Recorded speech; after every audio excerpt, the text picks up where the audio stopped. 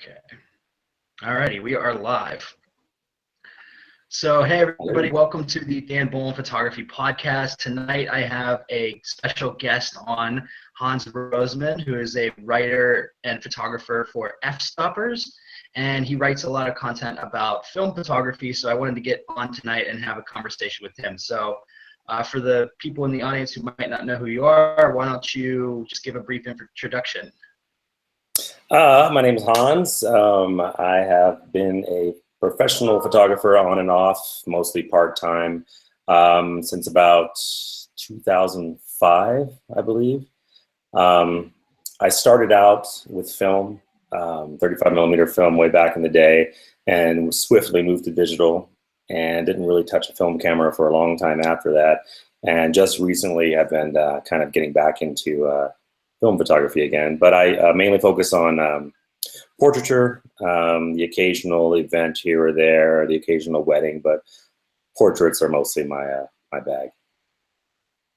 That's awesome. Yeah, me too. I love shooting portraits. I always tell people portraits over everything. I really enjoy shooting them. It's more fun to work with people. Mm-hmm.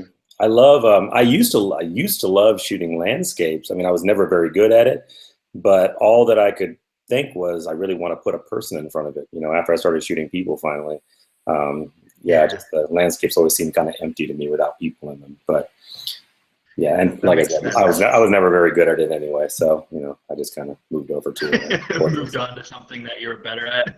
Pretty much. That's cool. Well, I've seen your portrait photos. You do some pretty stellar work. I like especially the stuff you do like indoors in studio with the lighting and everything. It looks really awesome. Thank you. Thank you. So you mentioned, what's up?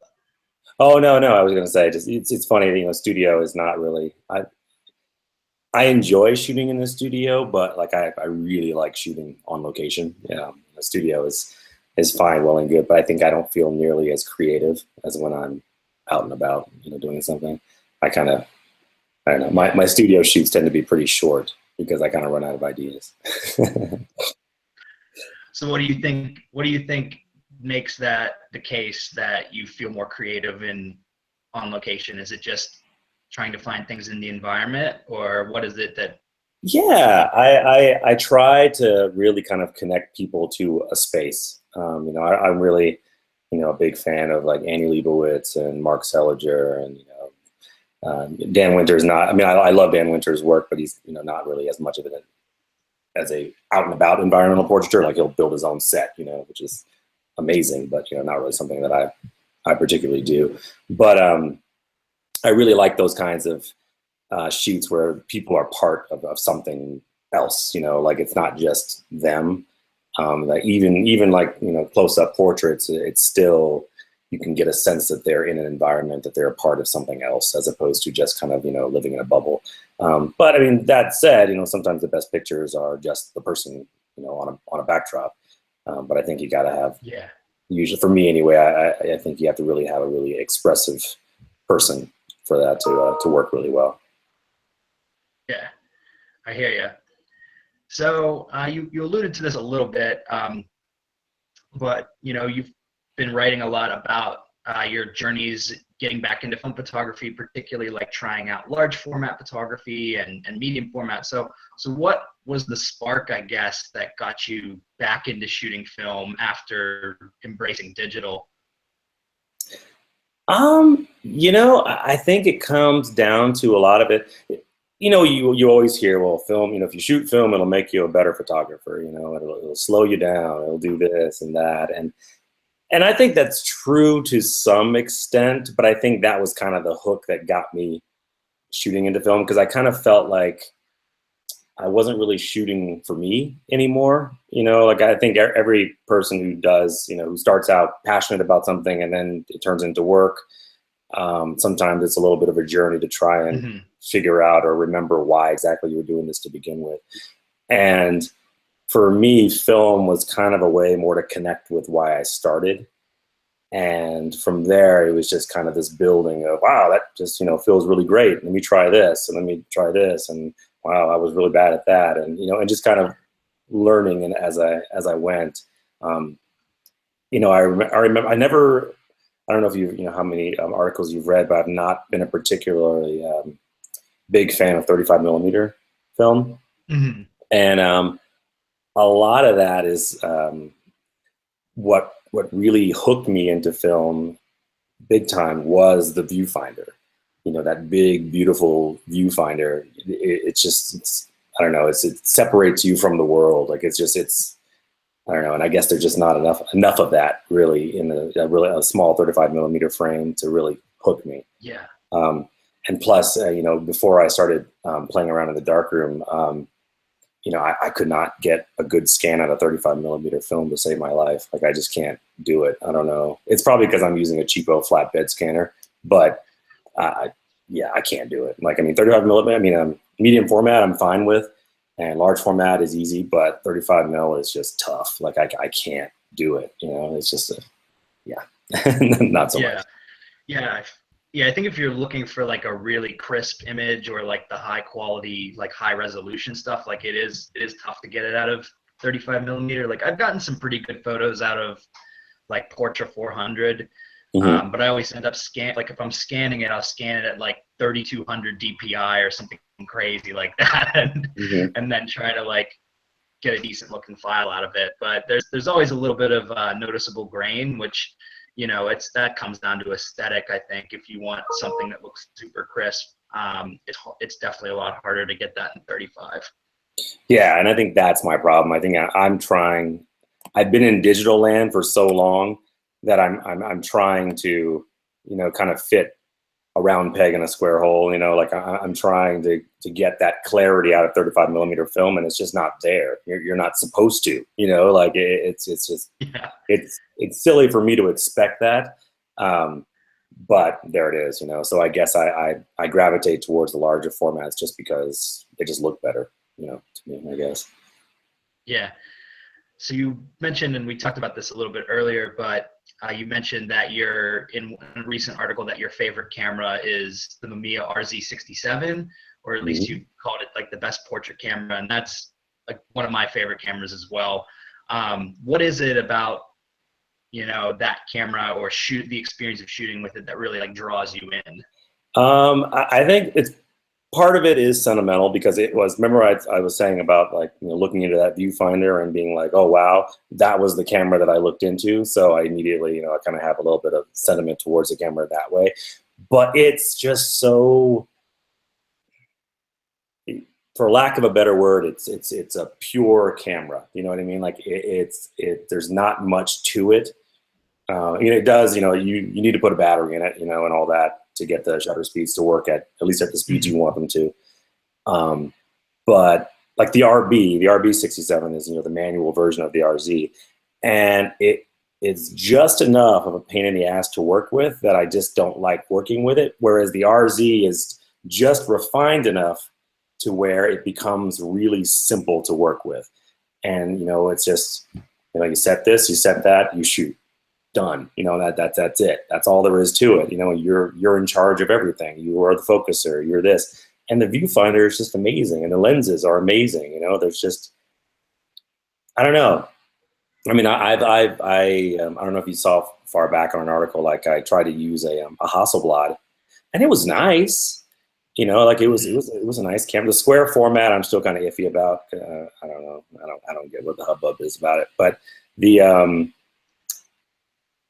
it was like, I don't know. I can't see paying, you know, $2,500 for a 30-year-old camera that doesn't have as good a quality as you can get an RZ. You can pick up an RZ for $400 for a body, you know, and then just add on whatever lenses or accessories you want, you know. And I think that's just cool. You know, there's just something that's very neat about just throwing this little bit of money towards something and being able to get this amazing quality out of it. You know, you really get back as much as you put into this camera, which I think is just nice, you know?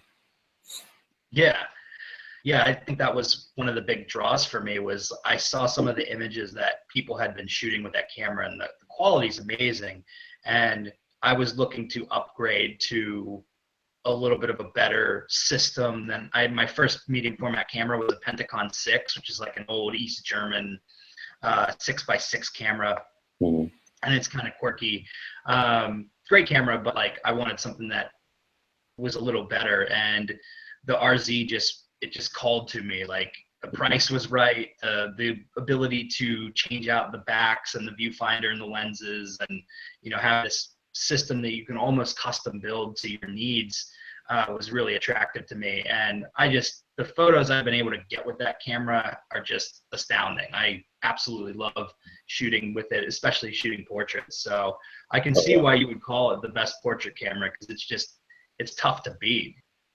It really is. I mean, you look at some of the work that's been created with it, by the the Annie Leibowitzes out there, and it's just like people use that camera for a reason. I mean, it's I think that I mean the 6x7 format is just a beautiful format to begin with. I mean, a lot of people compare the RZ to the Pentax, but the Pentax 6x7. But even the Pentax, which I've never used before. That's my caveat there. I've never used it before, but it doesn't sync at all speeds. And for me, as someone who heavily uses flash, in the environment and in studio, being only able to sync at 1/60th of a second is kind of a deal breaker, for me. So. Yeah. And I think that contributes to the simplicity of the RZ. The RZ is just, okay, I can just set it to whatever I want, and I can flash to whatever I want. I don't have to worry about things like that, which is nice. Yeah.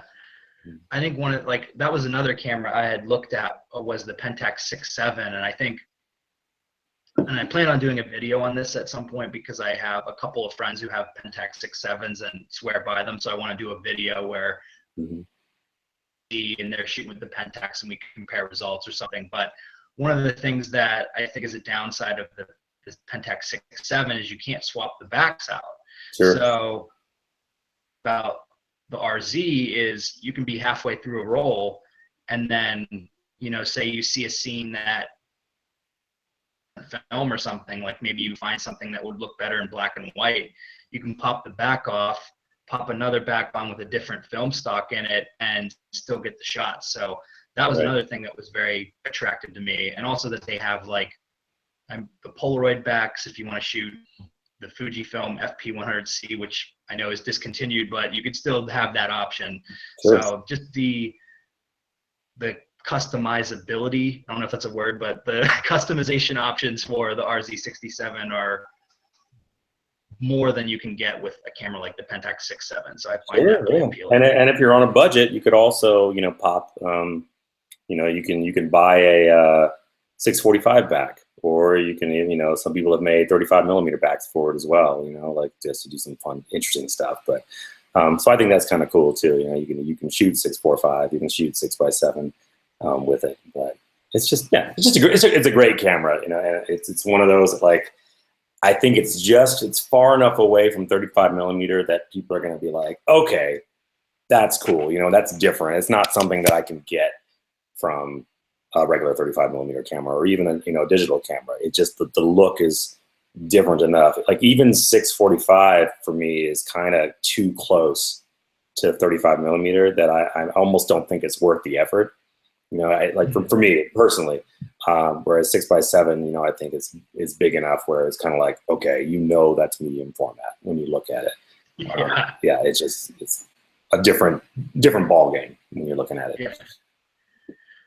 So I think I might know how you're going to answer this just based on the conversation, but if you had to shoot with only one film camera for an entire year, which camera would you pick? Gosh,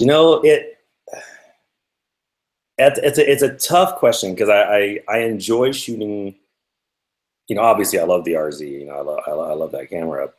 I also, my large format camera, my Shenhao is really, I love that camera as well. And it's different, as far as like being. It's almost Zen-like when you're using a large format camera. I don't know how much experience you have with large format, but it's there's so much involved and so many things that can go wrong that you really have to concentrate on what you're doing. Like you can't just shoot willy-nilly with a large format camera. And I think that's like, if I'm in it for the passion of shooting,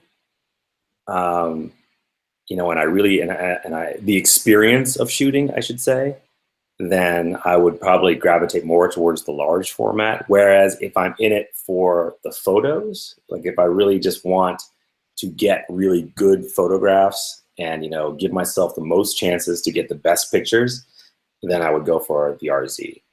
You know, if that makes any sense at all, you know, so it's kind of it's a hard question for me to answer. I mean, realistically, it would probably go to, you know, I'd be able to shoot much more with an RZ than I would with the large format, just because, you know, there are just certain things you can't. If someone's running around, you're not going to be able to shoot them. Period. You know, like it's just not going to happen on a large format camera. So I think just as far as flexibility goes, I'd say the RZ probably has the edge as far as that goes. Yeah, no, that totally makes sense. And the reason I like asking people that kind of question is it sort of gets to the heart of what they like to shoot and what they like about a particular camera or a style, I guess. I was initially going to ask the desert island question, but that always brings up like, where am I going to get film developed? And like, so right. I figured I'd limit it to like a year. Be like, if you're just doing a project. Right. Have you shot large format before? I have not. I'm very interested, having read some of your articles and then seen videos that other people are doing, and a lot of people are telling me like, you got to try large format, and it's next on the list. So I guess that's a segue into one of my other questions. What are some of the tips that you would give to somebody trying to get into large format? Some of the things to look for in terms of like buying gear or mistakes to avoid when shooting. Some background might be nice. I would say, you know, if you're looking to get into large format, first of all, go cheap, because and don't buy any, like, if you don't know if you like it yet, then I would say go for something that's something that, you know, you can get exactly the money that you put into it right back out of it again. So, you know, if you're buying something on the used market, you know, go for like a Crown graphic or a Speed graphic or something like that. Doesn't really have too much in the realm of movements. You know, you can pick one up for $300-400, maybe even with a lens, and then just start there and see if it's something you even like. So that's what and then if you don't like it, you know, you're not out any money, because you can just sell it again and get back exactly what you paid for it.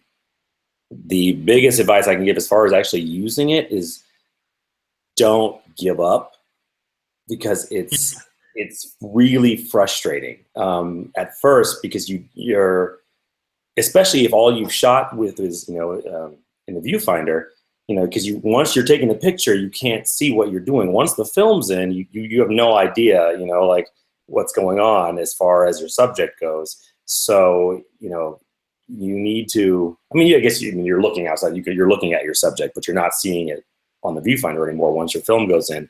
So, you know, it can be a little bit disappointing sometimes when you spend all that time and effort and work, and then it's out of focus, you know, and that's that's frustrating, you know. I mean, because it's expensive, you know, like, especially if you're not developing your own film, if you're sending it away to a lab, it gets pricey really, really quickly. So I would just say, give yourself permission to screw up, because it's going to happen, and it's going to happen a lot. And I would say buy cheap film, first of all. Like, large format is of such good quality that even if you have crap film, you're still going to get good shots out of it. You know what I mean? Like, you don't have to worry about trying to get the finest grain, this and the sharpest. It doesn't matter for large format as nearly as much. I mean, you know, when you start to get to a certain level and you really start producing stuff consistently, then yeah, look for, you know, better film stocks, that sort of stuff. But you can get cheaper film stocks online, you know, at whatever retailer that you find. I think Arista makes some really good stuff. I'd say bang for the buck, I'd say Ilford's HP5 is the best film stock to go for.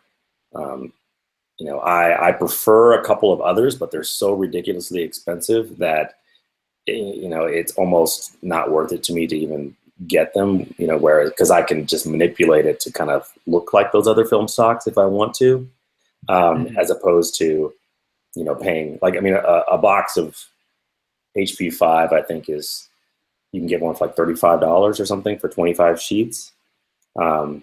Whereas if you go for like T-Max 400, you're paying about $70 for the same amount of sheets. Yeah, and it's just too much. Like it's just, or not. I'm sorry, not $70 for the same. It's $70 for. It's like 50 sheets, so like twice the amount, but you can't buy in smaller quantities. You have to go larger. Which, if you're on a budget, you might want to get a little bit at a time, as opposed to going whole hog and getting all this expensive film and stuff that you may hate. So yeah, but I mean, yeah, it's very rewarding. It's very cool to do, but I understand if I would never say someone is less of a photographer because they don't like large format photography, because it's a pain. It really is a pain. But yeah, I think the results are worth it. When you see that huge negative come out and there's a look to it that you just can't get, otherwise. I think it's worth it, but I would understand anyone who would not want to get into it, because it's rough sometimes. Yeah, I've seen some of the portraits that you've shot with large format cameras, and I find that incredible. So talk a little bit about the process for setting up a portrait shot with large format, because I imagine, like, I know a lot of landscape photographers use it, but like the mountain's not moving or talking or like Sure.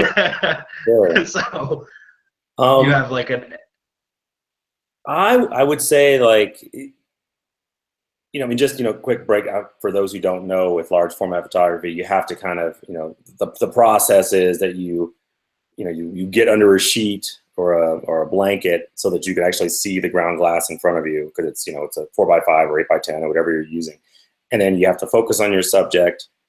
You open the lens first, because everything's manual. There's nothing in there, no electronics that are going to open and close your shutter for you.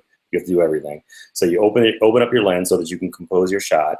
Once you've got it all down, you will close your lens, then stop down to whatever aperture you want to be using.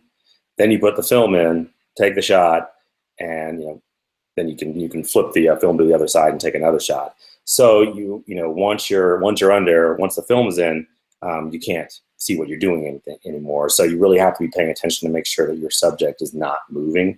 And what I find really helps is explaining to your subject exactly what's going on and why it's important for them not to move. And you don't have to explain it in technical terms, but just be like, once this happens, you need to stay still. Like, it's not just oh, it'd be really nice if you no. You can't move. Like, you can't move at all. Because once they move a little bit, that's $2 or $3 down the drain, because it's a ruined shot. Because if you didn't catch the moving, then you gotta it's just a waste of money. But a big thing I would say, I think, as photographers who come from digital or even 35 millimeter, you're used to, you really want to get that wide aperture to get your subject separation. And so, the thing to do is to shoot wide open. And with large format, you don't need to do that. In fact, like the margin of error in focusing is so small that if you're wide open, like, I think it's something like, oh gosh, it's like, I don't remember exactly, but it's like for 4x5, it's like a factor of 3 or something like that. So if you're shooting at f8, no, if you're shooting at, if you're shooting at f11, then that is the equivalent of a 35 millimeter shooting at 2.8. So yeah, so you don't be afraid to stop down is basically what I'm getting at. Like, it's because you don't need to be so wide open. And a lot of the cool effects that you see in large format are not done with just a regular, wide open aperture. They're done with movements anyway. So you're not doing yourself any favors by shooting wide open, because I think you're going to get, just like in 35 millimeter, you're going to get a slightly softer image. And there's just so much more of a chance of you missing focus, just because the tolerances are so much smaller. I mean, they're small for 4x5 and they're ridiculously small for 8x10. Like, you know, 8x10 is like, I've never shot it, but I have friends that shoot it, and it's so razor thin. You know, luckily, I think that's why I think you see out of focus portraits from 8x10 all the time. And just because they're so cool looking, people forgive and they're like, oh, whatever, I don't care because it's so cool looking. But keep in mind that if you want a sharp picture, you know, like in the eyes, say, yeah, you probably are going to want to stop down at least a little bit. But yeah, so I would say, yeah, that's my big thing. Go cheap, first of all, on the film and the camera and the lens. Just go cheap. The format is so good, you don't need to be going expensive. And then don't be afraid to stop down. Trust me, it's a lifesaver. Stop down. Yeah, I miss focus even on 35 millimeters, so I can't imagine like, missing focus on or like trying to nail focus, like shooting wide open on a large format camera. Like that seems daunting to me. So that's helpful to know that, like, yeah, that's helpful to know that you can still get that kind of bokeh look without necessarily shooting wide open. That's good to know.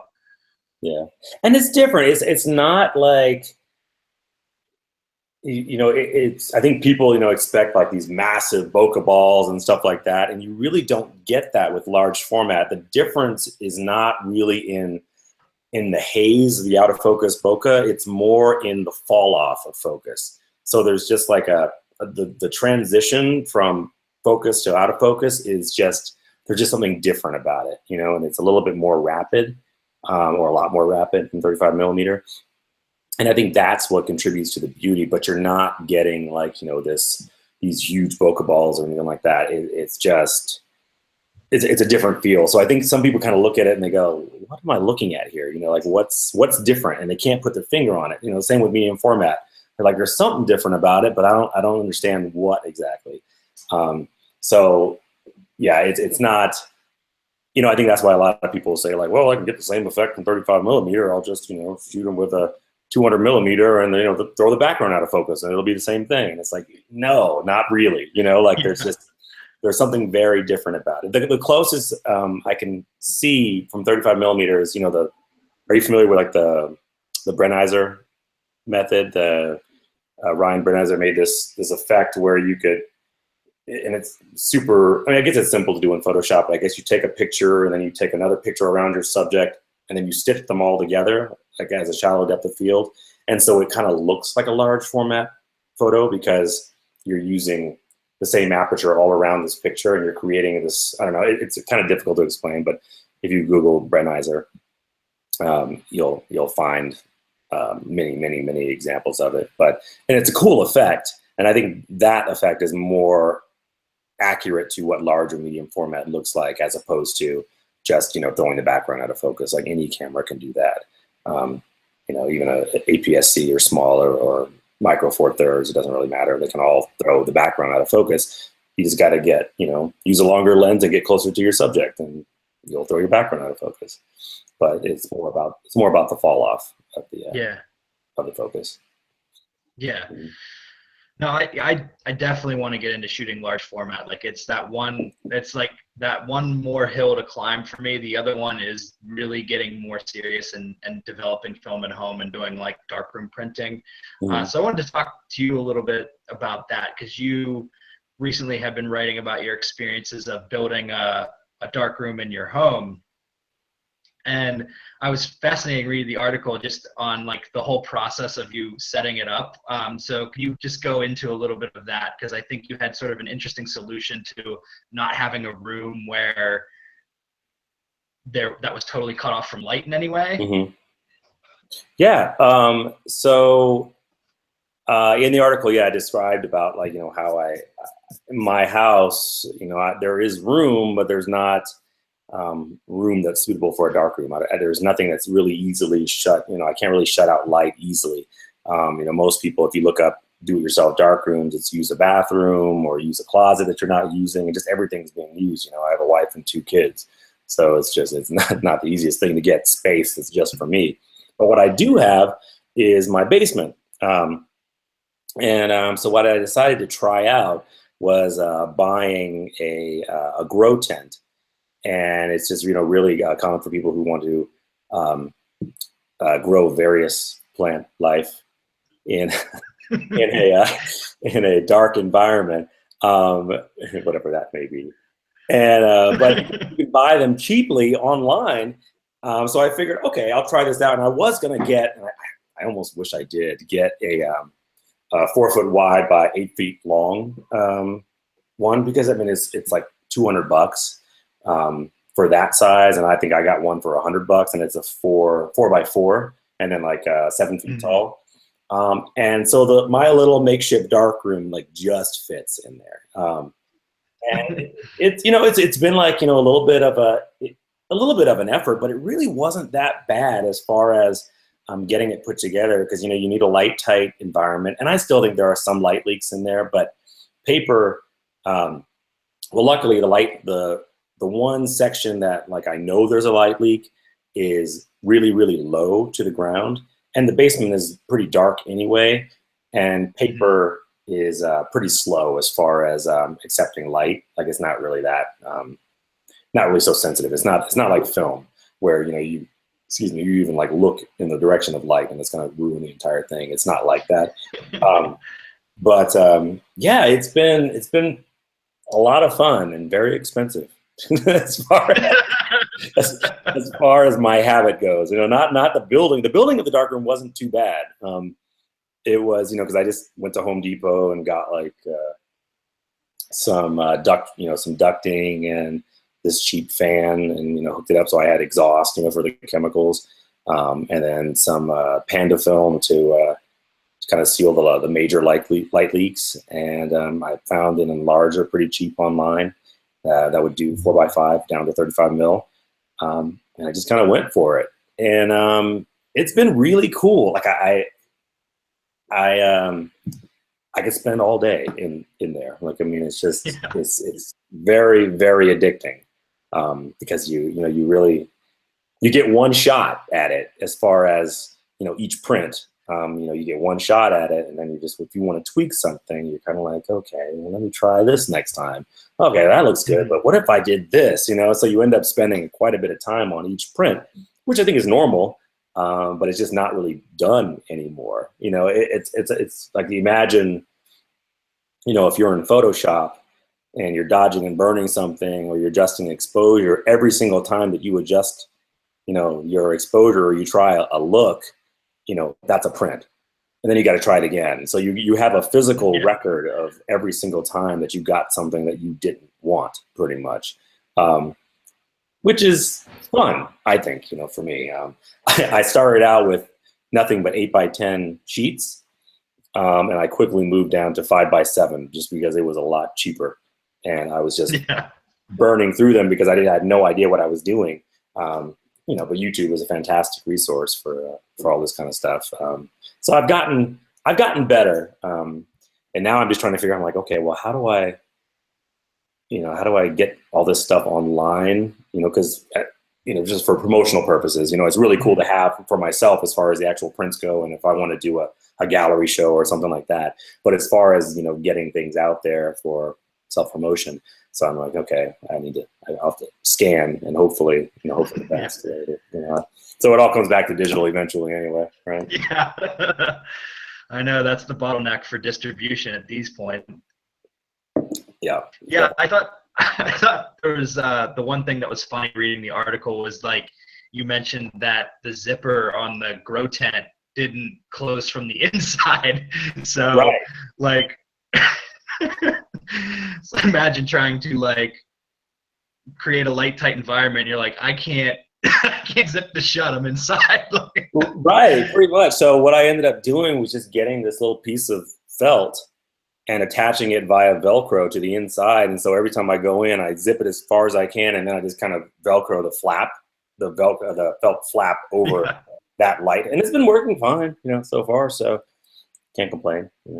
It works. Yeah.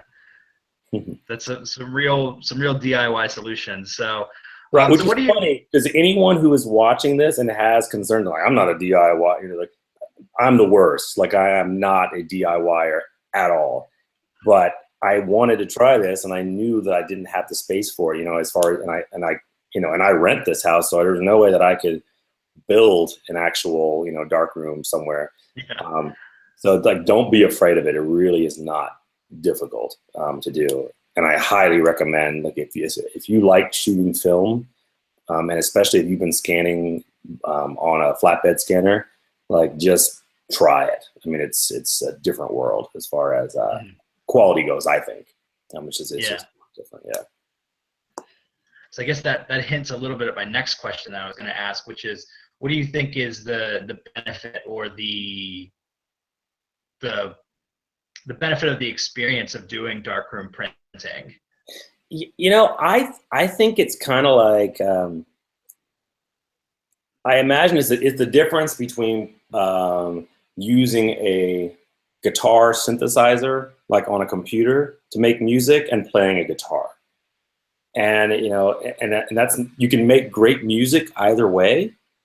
But I think there's something about getting your hands on the instrument that is appealing, and it really connects you to the work itself. You know, every time that and I didn't really expect this, you know, because I enjoy shooting film. I like the experience of shooting film. I like, you know, I like loading it in a camera. I like all that stuff as well.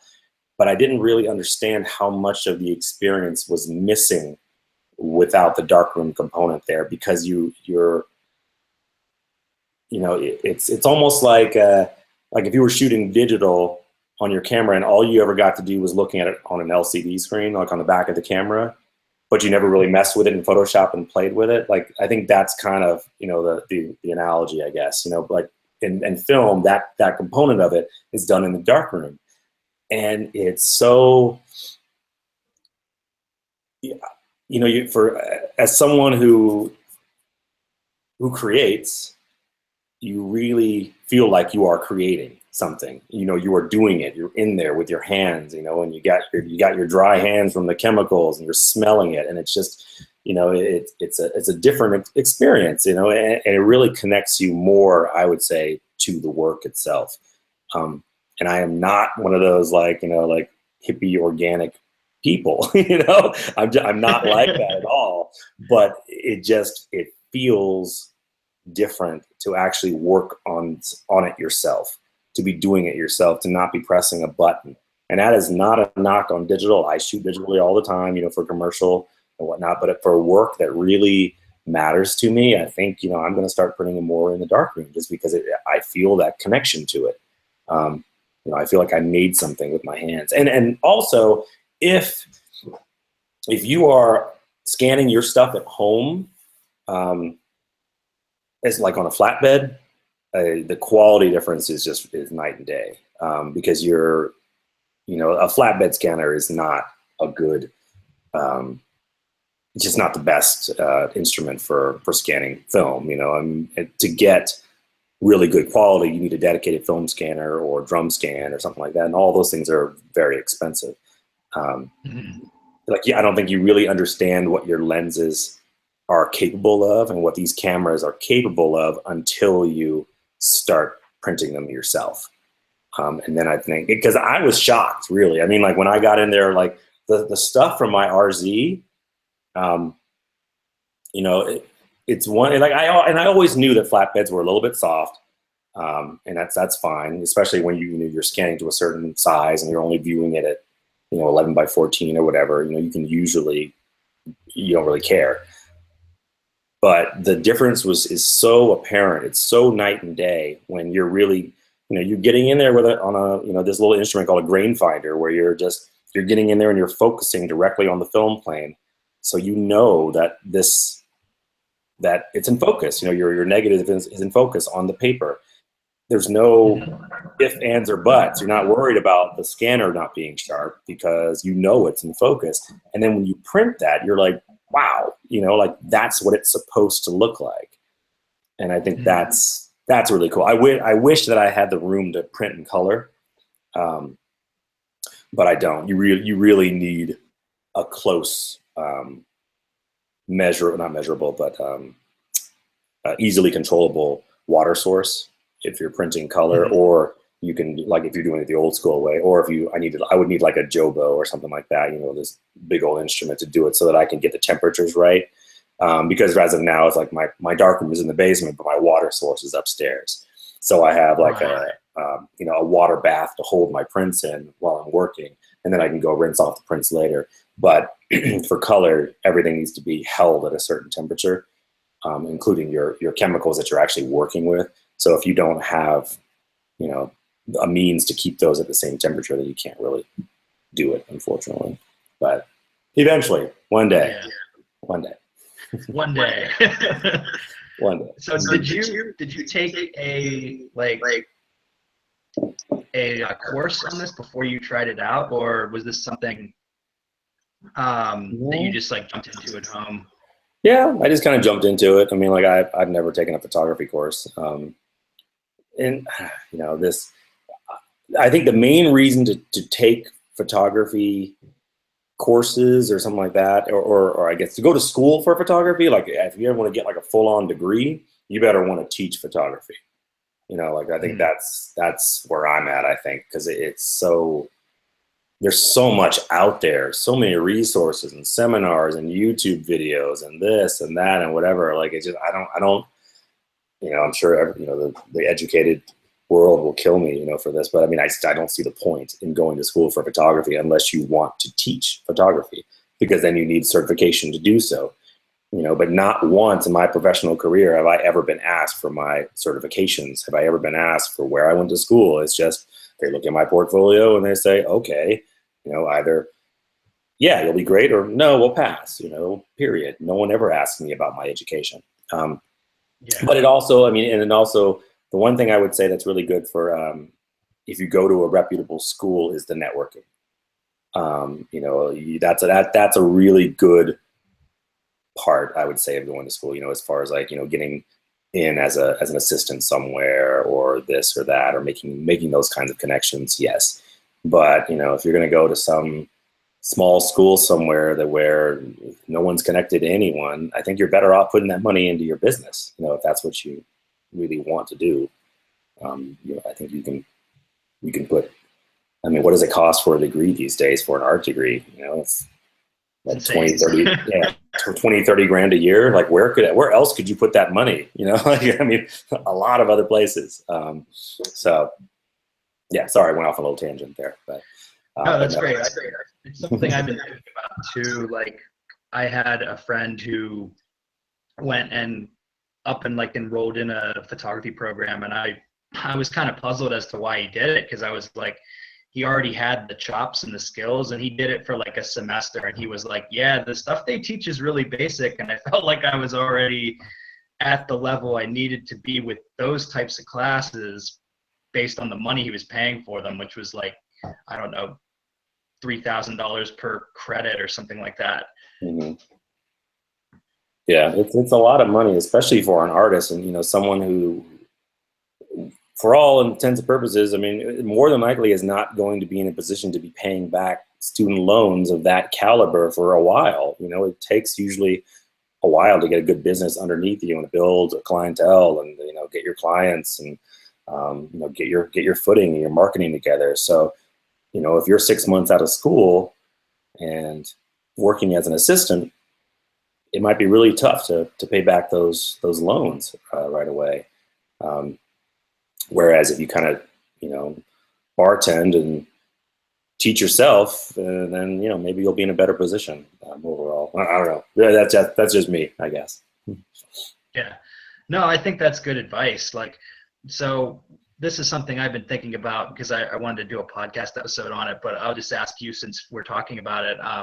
So what advice would you give to somebody maybe they're working a day job, they really passionate about photography, and they're thinking about going pro? Because I think we've probably all met somebody, if you're in the photography community, who they get passionate about it. They've been shooting for 6 months. They get a wild hair, they up and quit their job, and then 6 months later they've burned through all their savings or whatever, and they're looking for a job again. Mm-hmm. What advice would you give to somebody to not go about it in that way, I guess? Right. Yeah, no, totally. I think a lot of the problem is I think people see it as an either or.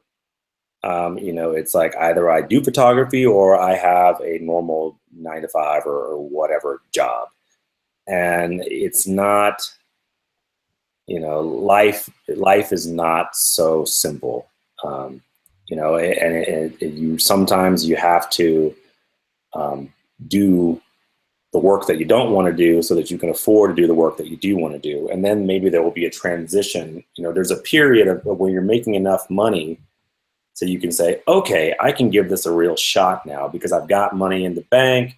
And, you know, like I know that I have a set amount of clients already that, you know, are coming back to me, or I have, you know, been consistently getting, you know, X amount of inquiries per month. And it just looks good for me. I think I can really do this. But the worst thing you can do is just like, you know, oh, I'm an engineer and I want to just, you know, I'm getting burned out on engineering, so I'm going to be a photographer, and then they just quit.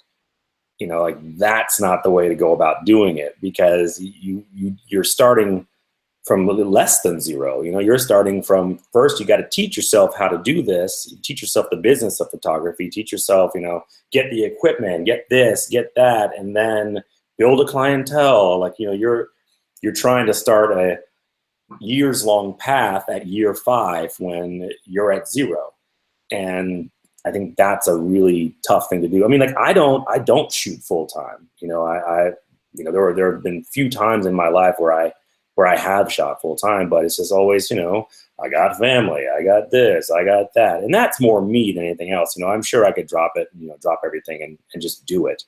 But for me, photography kind of became more about, I almost want to say like the time for me going full time has passed, not because of my ability has waned or anything like that, but because now I'm just more interested in shooting for myself. I'm more interested in shooting, you know, personal work, that kind of thing. And I'll still submit and whatnot. And I still get calls for, you know, for clients, but I don't actively market myself anymore just because I want to shoot for me.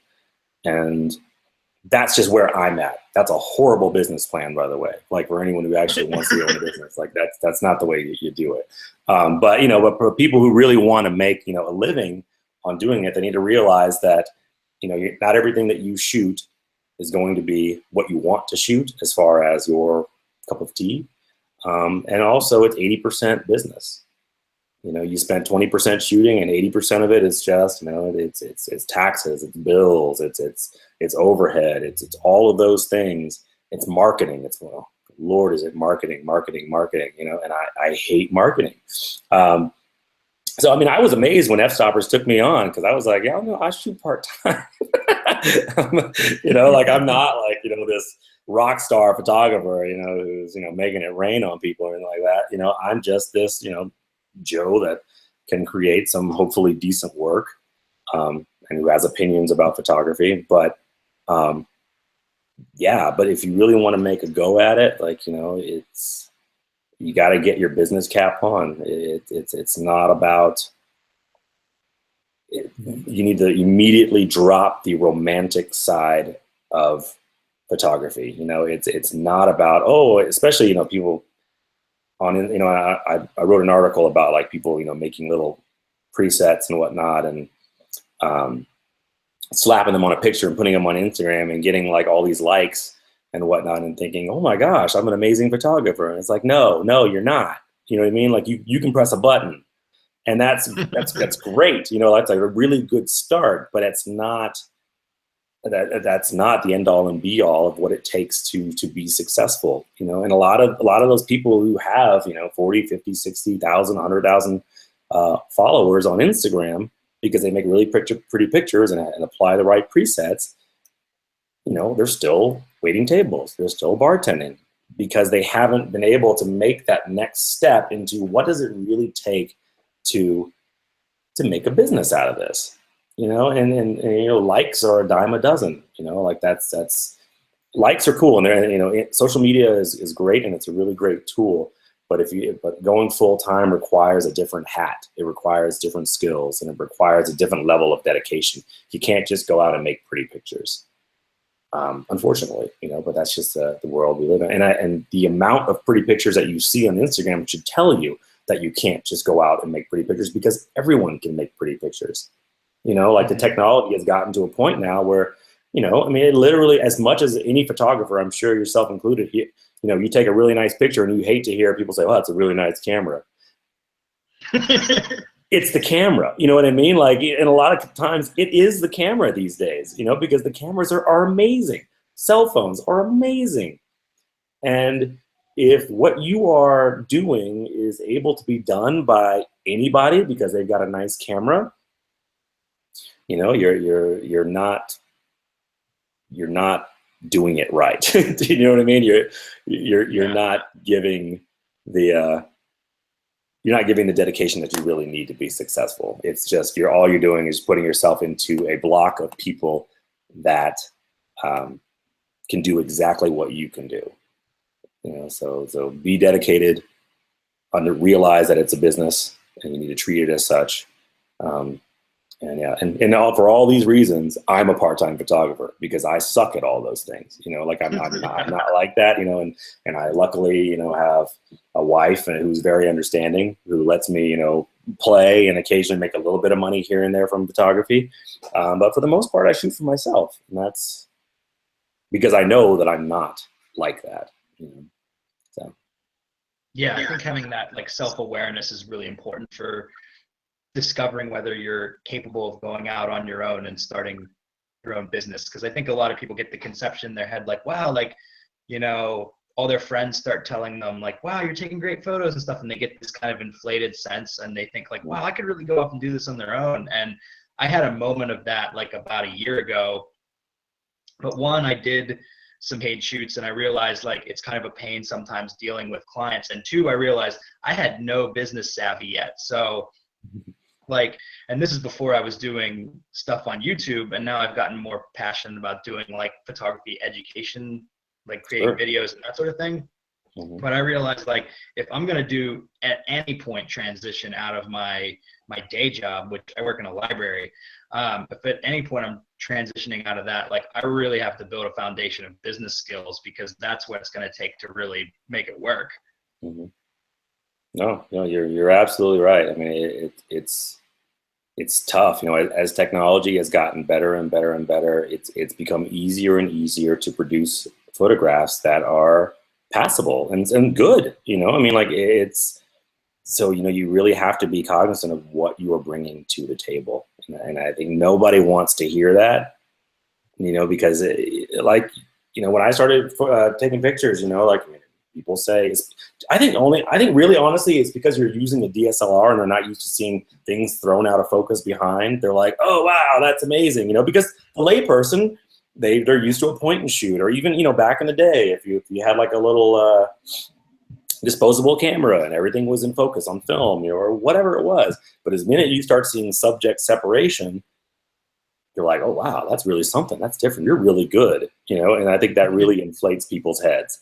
Immediately, because like, oh wow, maybe I really am good, and you might be, like that. That's not me being cynical. It's just I think people need to be realistic about if it was that easy, you know what I mean? If it was that easy to just pick up a DSLR, throw somebody out of focus, everybody would be a photographer, But it's just not. It's just not that easy to, to find, whatever.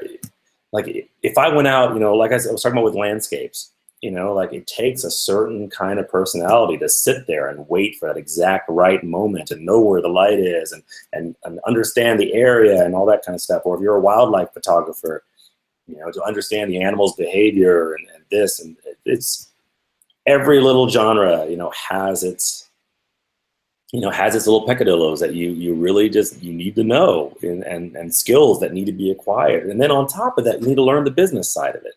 You can make if you're a wildlife photographer and you make the most beautiful picture of an eagle that anyone has ever seen, but you don't know how to market it, who cares? Yeah, good luck. If one day I'm lucky enough to start churning out work like Mark Seliger or Annie Leibovitz, but I can't market myself and no one ever knows that I can, like, who am I shooting for? Why does it matter? you know, and for me, I'm shooting for me, and I've already answered that question, you know, for the most part, you know, and I you know, try to, you know, I shoot for social reasons and whatnot, you know, but, yeah, but if you're looking to do it commercially, you gotta put that business hat on. Yeah, for sure.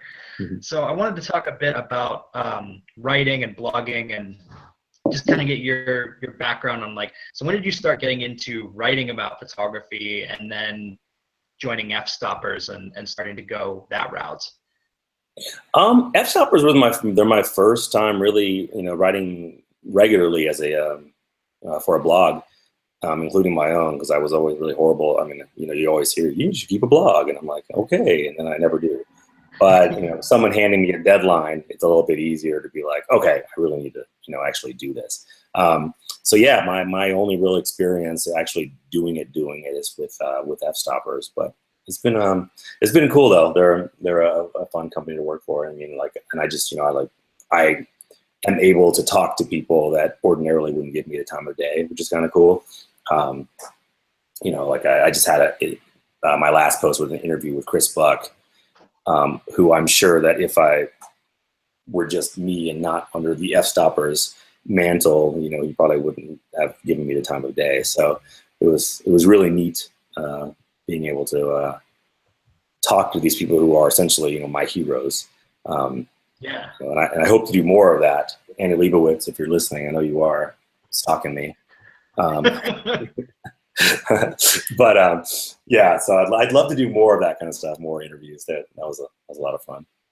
Yeah, that's cool. So how did you start getting into that? Were you doing like guest blogging or something first, or did you just like kind of dive right in? No, occasionally FStoppers still do. Occasionally they just kind of put out like one of their posts on for writers, and they just want writers, you know, and they take a look at your portfolio, and excuse me, and you send them a writing sample, and yeah, they'll either, you know, take you on or not. And I just happen to get lucky enough to get on there. That's cool. Mm-hmm. I think that's pretty awesome. Like to see these sort of photography blogs growing, because like some of them are kind of like a one-man shop. But what I like about FStoppers is you get like kind of a variety of opinions and expertise and different, like, writing about totally different topics all under the realm of photography, but it all just kind of ties together. Yeah, totally. And it's cool. I've definitely acquired the new skill of, you know, having the thick skin, because you know, when you put things out on the internet, people, you know, are very people are a little mean sometimes, and that's fine. You know, like, it's cool because it's whatever. You know, most of the people that are mean or mad to you don't even have like a, you know, a portfolio to speak of, and they just kind of want to, you know, just troll away at you, which I'm sure, you know, you having a YouTube channel, you understand. Oh, yeah. Because yeah, it's definitely a new skill, you know. Like, I mean, one of the articles I wrote was on this. I wanted to do like kind of a series of me using film cameras that I had never used before, you know, and not to me go out and do a whole bunch of research and just kind of like pick up the camera and play with it and just see what I could do with them, right? And so I've done a few of those, and one of them was this Hasselblad, and man, people just tore me a new one because I didn't know what this was and that was, and I'm like, that's the point. That was the whole point of me not knowing, you know. But there's like, you need to do more research and this. And guys are mean, but that's okay. It's all right, you know. And I learned a few things, you know, from it. But it's just like, in the end, I'm not keeping the camera, you know. I'm just lucky enough to be able to borrow it. Yeah, so it's, you know, there's no point in getting upset about it. It's just kind of one of those things. Yeah, I always find those comments funny. Like, I will put a video out that's like a camera review, or like how to shoot with a camera, or like comparisons of different like films and how they look. And, you know, like, especially when I do the film stock comparisons, people are like, you should have shot both of those with like the exact same lens, the exact same settings. I'm like, this was not intended as a science experiment. Like, it's a YouTube video. Yeah. Totally. Like, so I always find that funny, because like people have their expectation of what they think you should do, but like you said, like most of them aren't making stuff themselves. So it's Right. just kind of like, okay, whatever, man. Right. Yeah, no, and I think people get really passionate about, like, you know, Nikon versus Canon versus Hasselblad versus Mamiya or whatever, you know, and people get so into their own brand, whatever it is they happen to be shooting there, and they're just, you know, really, really passionate about it. And that's cool, you know, I don't mind that, you know, whatever, but I've just never been like that, you know, like I don't know, I tend to go for the cheapest camera that has the features that I want. Yeah. You know, that works, you know, and that's pretty much what I go for. You know, with the exception, of course, of the RZ, just because of, like I said, for the sentimental reasons. But yeah, but for digital stuff, it's just kind of like, you know, if I'm looking to switch systems, which doesn't happen, well, my wife would probably disagree. I was going to say, but it doesn't happen very often. But yeah, I just kind of go for what feels good in the moment, really, and isn't going to break the bank, pretty much. Yeah, that makes sense. And technology is so good right now. Like, I don't know. It's just like, it's not 10, 15 years ago when there was a really big difference between Nikon and Canon. Now it's like, whatever, you know, it's all good stuff. You can make fantastic images with any of it. And even like with the third-party lenses being as good as they are, you know, Sigma going crazy like it is. Yeah. And even Tamron. You know, you can get the same lenses for both systems, so it really just comes down to just how you feel about it, you know. Yeah, for sure. So I wanted to ask too, back on the topic of blogging and writing about photography. So what are some tips that you would give to someone who wants to do, maybe they want to do like guest blogging, or they want to build their own blog, or just get more written content out about photography? Like, what are some key tips that you would give? I would say the biggest, well, one, make a writing sample. Try to write something and show it to other people that you trust. Because I think a lot of people are not as good at writing as they think they are. And writing is one of those skills where people are going, especially now on the internet, people are going to tear you a new one if you've got tons and tons of, you know, typos and errors and this and that. And, you know, we have a good editing staff over at FStoppers, but still sometimes, you know, things slip through, and you know, they're very busy people. And people will rip you a new one if you're not writing to a certain level. So be honest with yourself and you know, at your writing level, because not everyone can write at a decent level. So that's number one, I would say. And then the other one, if you want to guest blog somewhere, I would say ask. I think a lot of people are just really, really shy, or they think their work is not good enough, and they're like, oh, it doesn't matter because they would never look at me anyway. But you'd be surprised. I mean, most of the people out there that are making content right now are just average, normal people.